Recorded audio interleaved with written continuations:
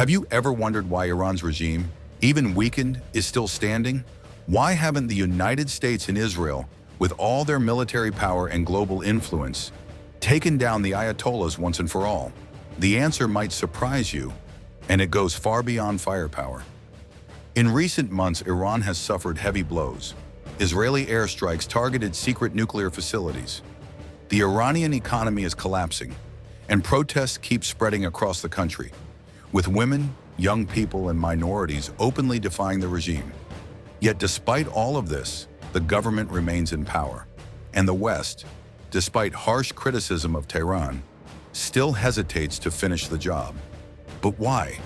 Today you'll discover the real reasons behind this decision and the hidden dangers of bringing down Iran's regime. Because in global geopolitics, victory is never as simple as it seems. To understand why the United States and Israel are holding back when it comes to Iran, you need to look at the past. And that past is full of bitter lessons. On paper, overthrowing foreign regimes always looked easy. After World War II, the US successfully turned Japan and Germany into democratic allies. Those were the success stories, but real life proved far more complicated than those isolated examples. Just look at what happened in Iran back in 1953. At the time, the United States and the United Kingdom backed a coup that ousted Prime Minister Mohammad Mossadegh, a popular leader who had nationalized Iran's oil, directly challenging Western interests. The result? Decades of resentment. The 1979 Islamic Revolution, which toppled the Shah and brought the Ayatollahs to power, was fueled by that same history of foreign intervention. And for the Iranian people, the shadow of Western interference still hangs over every political decision.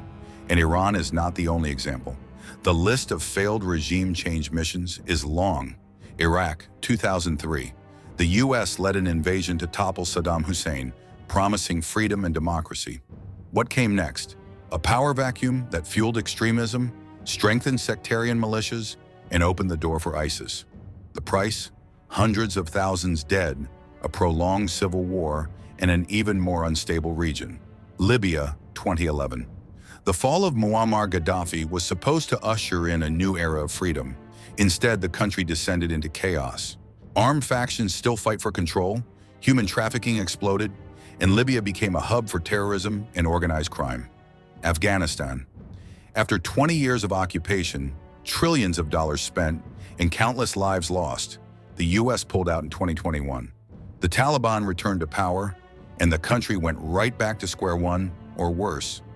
Those failures are still fresh in the minds of Washington and Tel Aviv.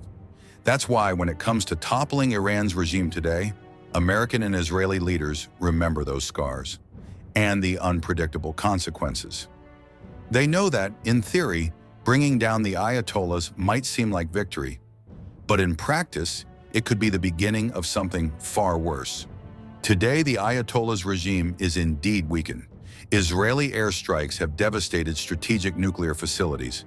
International sanctions are suffocating Iran's economy, and people are taking to the streets, women, young people, and minorities, all courageously standing up to the regime. But even weakened, Iran remains one of the most complex and dangerous targets on the planet. First, we're talking about a massive country. 90 million people spread across a vast, mountainous, and hostile territory.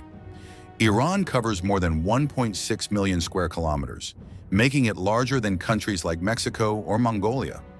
Invading Iran would be like stepping into an endless maze, where every mountain and every valley could hide ambushes, guerrilla fighters, and irregular forces. The terrain favors defense, and the Iranians know it. Iran's military, though technologically inferior to the US and Israel, has spent decades preparing for asymmetric warfare. Any confrontation with Iran would mean facing not only regular soldiers, but also militias, paramilitary groups, and an extensive network of fighters across the region. On top of that, Iran is far from a homogeneous nation. It's a complex mosaic of ethnicities and religions that, if mishandled, could explode into internal conflict. The majority are Persians, but there are also Kurds, Arabs, Azeris, Baluchis, and Turkmens. Shiite Muslims hold power, but significant Sunni minorities and other religious communities, including Christians and Jews, live within Iran. This diversity makes Iran a ticking time bomb. One miscalculation could turn the country into the next epicenter of civil war, extremism, and ethnic cleansing. Another critical factor is Iran's internal control. The Ayatollahs may be under pressure, but they still have one of the most efficient repression machines in the Middle East. The infamous Revolutionary Guard, the armed wing of the regime, tasked with crushing any sign of organized opposition. They maintain the regime's grip on power through censorship, digital surveillance, imprisonment, torture, and disappearances. And one detail worries the West even more. Right now, inside Iran, there is no strong, reliable opposition leader capable of uniting the country after the regime falls. The protest movements are fragmented, with no charismatic figure or clear plan to rebuild the state. Any attempt to import a leader from abroad, like Reza Pahlavi, son of the Shah deposed in 1979, risks being seen as a foreign puppet, fueling the anti-American narrative that has kept the regime alive for over 4 decades. And this instability goes far beyond Iran's borders. Iran is a key piece in the Middle East's geopolitical puzzle. Its influence stretches from Hezbollah in Lebanon to the Houthis in Yemen and through militias in Iraq and Syria. Bringing down the regime without a solid plan could trigger a chain reaction, weakening U.S. allies, empowering extremist groups, and plunging the entire region into an unpredictable spiral of violence. Toppling the Ayatollahs might seem like the fastest solution, but in reality that shortcut could come with a high price.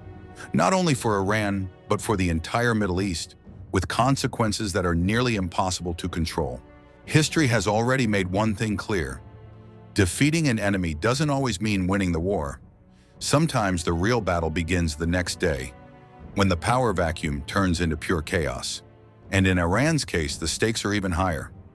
We're talking about a regional power with strategic alliances across the Middle East, loyal militias, a deeply divided population, and terrain that favors guerrilla warfare. Not to mention, the regime has one of the most effective propaganda machines in the world, ready to turn any foreign intervention into fuel for extremism. And of course, there's the nuclear program, weakened but still a very real threat. That's why the current strategy isn't to overthrow the regime all at once, but to slowly suffocate it. Economic sanctions, sabotage, targeted strikes, and support for internal opposition, all calculated to weaken Iran without dragging the world into a massive new conflict. And as the Ayatollahs struggle to balance internal repression and external pressure, the US and Israel are waiting for the right moment. Because in warfare, timing is everything. And maybe this isn't the time to finish the job, but make no mistake, the game is far from over. If you enjoy direct, no-nonsense analysis like this, covering global conflicts, military strategy, and geopolitics, subscribe to the channel and turn on the notifications. You'll always stay ahead of what truly matters on the global stage.